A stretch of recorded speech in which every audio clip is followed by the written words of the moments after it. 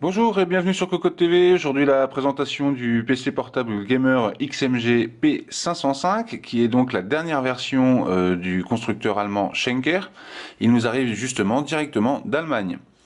Alors il est équipé avec un processeur Intel i7 4710HQ qui est donc celui qui équipe la plupart des gamers, des PC portables gamers aujourd'hui. Ensuite nous avons 8 Go de RAM DDR-L3 cadencé à 1600 MHz. La partie stockage est assurée par deux disques durs SSD M600 de chez Crucial, qui ne sont pas montés en RAID 0.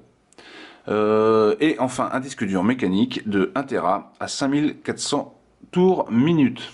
Enfin la partie graphique est prise en charge par la Nvidia GTX, la GeForce 980M dans sa version 4 Go de RAM, GDDR5.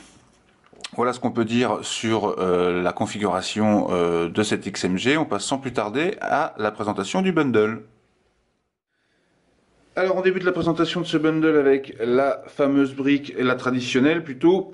Donc on est vraiment sur quelque chose de très simple, avec ici une petite diode qui s'allume en vert et qui témoigne de sa mise sous tension.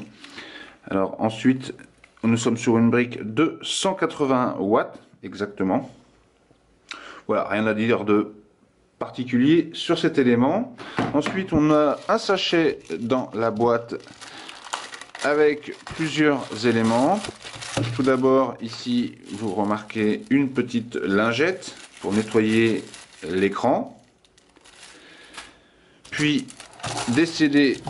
Alors, un petit lot de vis pour la cage 2,5 pouces, en fait, si vous souhaitez rajouter un disque dur, un CD avec les drivers et les utilitaires de chez XMG, et aussi forcément le guide d'utilisation manuel, et enfin la version papier de ce guide avec les premiers démarrages et les conseils d'utilisation de votre XMG.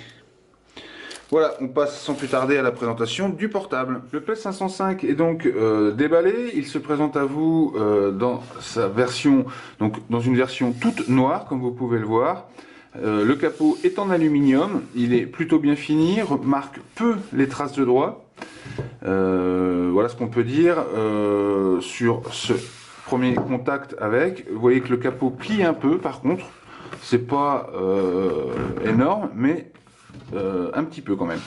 Voilà, on va commencer par la présentation de la tranche avant de ce PC, avec ici donc la jointure avec le capot qui est donc en aluminium, et puis juste ici en dessous on passe sur un capot en plastique. Un rappel de diode ici, donc avec le capot fermé, donc vous pouvez suivre ce qui se passe quand le capot est donc fermé, ce qui est pratique. Parmi ces rappels de diode, vous avez le mode, l'activation ou pas du mode avion, l'utilisation du disque dur ou le raccordement sur le secteur et la recharge de la batterie. Voilà ce qu'on peut dire sur cette face avant. On passe à la présentation des tranches et de la connectique embarquée. Alors vous remarquerez ici qu'on est sur des lignes biseautées en fait, ici. Donc c'est un look choisi par Clevo, ça reste très sobre et c'est simplement un petit peu design. On est sur une épaisseur d'environ 1,5 cm, 2 cm pardon, ce qui est tout à fait correct pour un portable gamer. Alors on trouve sur la tranche un jack audio, 3 plus précisément, un pour le casque, un pour le micro et une sortie audio numérique SPDF. Ensuite ici le lecteur de carte SD, un autre lecteur de carte qui est en fait un lecteur de carte SIM, deux ports USB 3, le traditionnel port RJ45. Sur l'autre tranche, on peut observer deux ports mini DisplayPort, un port USB 3 et une sortie HDMI. Ici, on apparaît en fait une fente pour l'extraction d'air côté CPU. On passe à l'arrière du PC. Alors, l'extraction d'air ici se fait sur le côté droit de la machine quand elle est face à vous. Une seule extraction d'air, puisque l'autre se fait sur le côté. C'est un choix fait par Clévo. Nous verrons dans les tests si ça s'avère judicieux. Ici, le raccordement secteur et enfin une prise eSATA pour un raccordement pour un disque dur externe par exemple. Donc c'est plutôt soigné, l'intégration est plutôt propre. Alors bon, du plastique ici, ce qui est un peu dommage, mais c'est malheureusement traditionnel chez ce constructeur. Mais rien à dire de particulier, on remarque quand même qu'on est relativement fin par rapport à ce qui se fait sur les PC gamers dits épais. On passe désormais au dessous, pardon. Alors, le dessous de ce P705, on s'aperçoit qu'il y a quand même pas mal d'aération. Donc le plastique en fait est noir brillant, mais il semble être un plastique de qualité supérieure. À voir dans le temps, mais c'est une réputation de ce constructeur. Oui, c'est du plastique, mais c'est un plastique qui est plutôt résistant. Alors, on note 1, 2, 3, 4, 5, 6 aérations. Alors, c'est quand même plutôt correct, mais ça sous-entend que ce châssis prend principalement l'air sur le dessous. Donc, attention au gaming sur le lit, par exemple. Ici, on trouve les 4 patins qui sont légèrement plus hauts à l'arrière qu'à l'avant et qui permet donc une légère inclinaison. Voilà ce qu'on peut dire sur cette présentation extérieure du P705. Nous allons sans plus tarder ouvrir le capot arrière afin de voir comment est agencé le portable. Il est temps de soulever le capot de ce P505. Donc, vous voyez ici un petit rabat en fait en plastique qui permet de facilement soulever l'écran. Donc l'écran lui vous voyez est relativement fin, environ un demi-centimètre d'épaisseur. Les charnières opposent une plutôt bonne résistance. Là vous voyez c'est plutôt très bien, il n'y a pas grand chose à dire à ce niveau là. Elles sont en 2 points ici. Et donc peut-être ici, vous voyez, peut-être un peu de flexibilité de l'écran du coup. Autrement, c'est une dalle IPS 1080p. Donc l'intérêt de l'IPS, c'est donc des angles de vision particulièrement bons. Donc c'est les nouveautés sur portable cette année et puis qui sont arrivées. C'est vrai que ça rajoute un plus. Donc elle est traitée anti-reflet. Donc comme à peu près tous les gamers désormais actuellement, et c'est vrai que c'est là encore une option, on va dire quasi obligatoire sur les PC portables gamers. Voilà ce qu'on peut dire sur l'écran. On passe au palmarès qui, comme vous voyez, est quand même très épuré. On va zoomer un petit peu sur ce dernier pour que vous puissiez un petit peu mieux voir de quoi il s'agit. Voilà. Donc ce palmarès en fait n'est pas unibody, donc le clavier ici est intégré et donc démontable facilement. L'encadrement en fait est en aluminium et vous voyez la rigidité est plutôt très bonne. Par contre le clavier lui, vous voyez, ça s'enfonce légèrement. Peut-être qu'il manque une cale ou deux qui aurait pu apporter un peu plus de fermeté. Mais bon, rien d'éliminatoire sur cet aspect. Vous voyez que c'est quand même relativement léger. La frappe était plutôt agréable. Le lettrage est en blanc. Il est rétroéclairé en blanc aussi, sur plusieurs niveaux d'intensité. La frappe était plutôt agréable, comme je vous l'ai dit. Pas de problème particulier. La course des touches est plutôt courte. Donc ça peut peut-être demander un petit temps d'adaptation au début. Donc voilà, ici on trouve le bouton de mise sous tension de la machine qui est rétroéclairé en bleu quand celle-ci est sous tension. Le pose-poignet est donc en aluminium, donc il a tendance un petit peu à marquer les traces de doigts.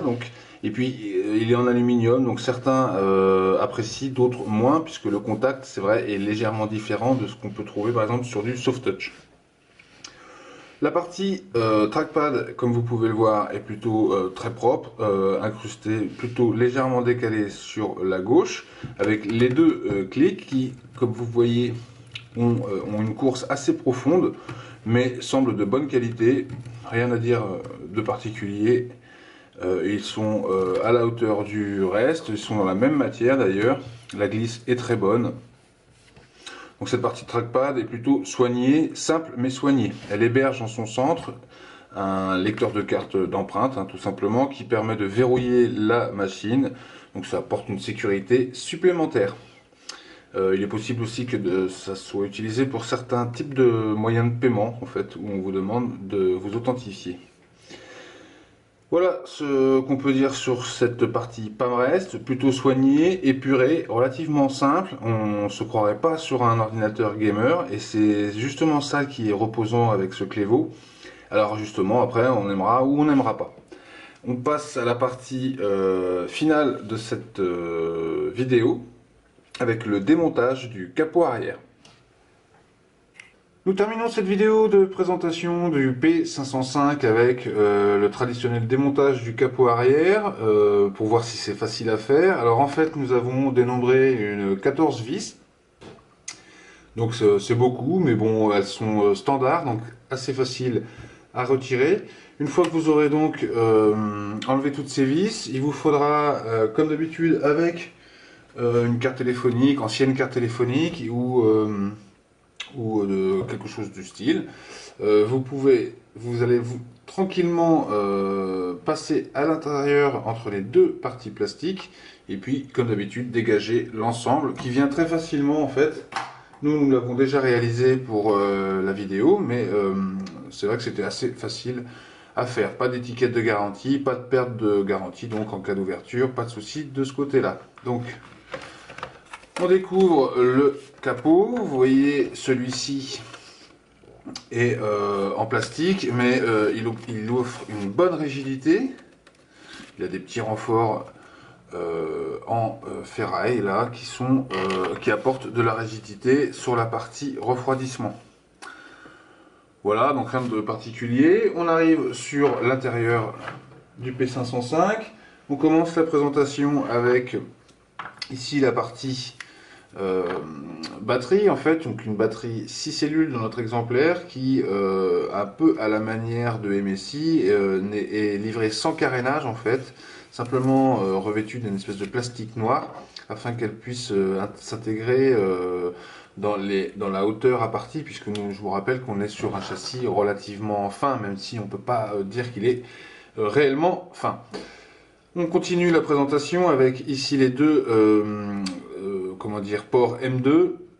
Donc dans notre exemplaire, nous sommes avec du Crucial M600 en fait, qui sont pas encore sortis, qui sont sortis mais qui sont pas encore apparus au catalogue de XMG. Ils vont l'être très prochainement.